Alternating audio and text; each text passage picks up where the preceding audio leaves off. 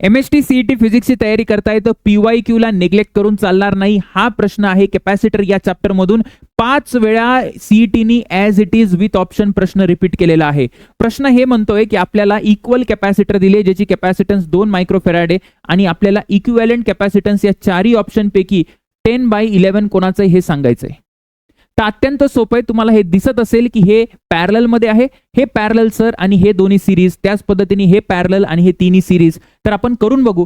तर सगळ्यात पहिले प्रत्येक कॅपॅसिटन्स जर मी C पकडला तर 5 वेळा कॅपॅसिटन्स आहे, तर म्हणजे किती होणार आहे सर, ते 5C होईल. पॅरलल मध्ये ऍड होतं, सिरीज मध्ये काय होतं तर सिरीज मध्ये डिवाइड होतं म्हणजे हे C/2 येईल. त्याच पद्धतीने इथे बघायला गेलं तर 5 कॅपॅसिटर म्हणजे 5C आणि इथे C/3 कारण की 3 कॅपॅसिटर आहे, इथे C/4 सर, त्याच पद्धतीने इथे 3C, इथे 2C आणि इथे किती येणार आहे C/5 येणार आहे. आता याच्या पुढे काय करायचं, तर याच्या पुढे हे पॅरलल कॉम्बिनेशन आणि हे जे सिरीज कॉम्बिनेशन आहे ना हे दोघं एकमेकांच्या सिरीज मध्ये.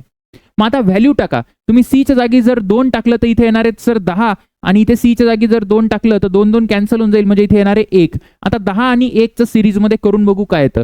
तर 10 आणि 1 कसं येतं sir, C1 C2 upon C1 plus C2 हा फॉर्म्युला आहे. म्हणजे मी लिहू शकतो 10 × 1 अपॉन 10 + 1 म्हणजे हे किती आलं 10/11 म्हणजे पहिला आन्सर डायरेक्ट आलेला आहे.